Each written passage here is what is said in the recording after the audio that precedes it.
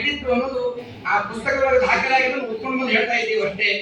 ವಿಷ್ಣು ಅನ್ನೋ ಶಬ್ದಕ್ಕೆ ವಿಷ ಅಂತ ಅರ್ಥ ಇದೆ ಅಂತ ಹೇಳಿ, ಹಾಗಾದ್ರೆ ವಿಷದಿಂದ ಹುಟ್ಟಿದವರು ನೀವು, ವಿಷವನ್ನೇ ಮನಸ್ಸಿನಲ್ಲಿ ಇಟ್ಟುಕೊಂಡವರು ನೀವು ಅಂತ ಬೈದಿದ್ದಾನೆ ನೋಡವ.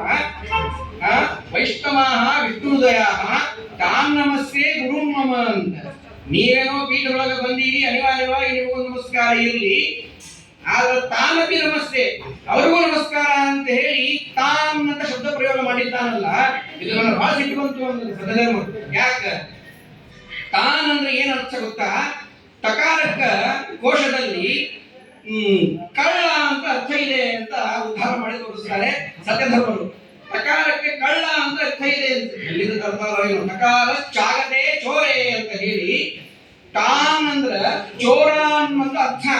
ಆ ಕಳ್ಳರಾದ ದಿವಾನ್ ಪೂರ್ಣಯ್ಯನವರು, ಬೋಧರಾಚಾರ್ಯರಲ್ಲಿ ಅವ್ರಿಗೂ ಕೂಡ ಒಂದು ನಮಸ್ಕಾರ ಅಂತ. ನನಗೂ ಪೂರ್ಣಯ್ಯನವರಿಗೂ ಬೋಧರಾಚಾರ್ಯರಿಗೂ ಎಲ್ಲರಿಗೂ ಬೈದು ಪತ್ರ ಬರೆದಾನ, ಒಯ್ಯೋ ಮುಖದ ತಗೊಂಡು ಹೋಗಿ ಅಂತ ಬೈದಂತ. ಅದಕ್ಕ ಆ ಶಿಷ್ಯರೆಲ್ಲ ಅನ್ನಂತ, ಸ್ವಾಮಿ ಈ ಶ್ಲೋಕಕ್ಕೆ ಹಿಂಗೂ ಅರ್ಥ ಮಾಡಬಹುದು ಅಂತ ಹೇಳಿ ಪ್ರಾಯತಃ ನಮ್ಮ ಗುರುಗಳಿಗೆಲ್ಲ ಅವ್ರ ಮುತ್ಯಾಗೂ ಗೊತ್ತಾಗಲಿಕ್ಕಿಲ್ಲ, ನೀವೇ ಅವರನ್ನು ಉದ್ಧಾರ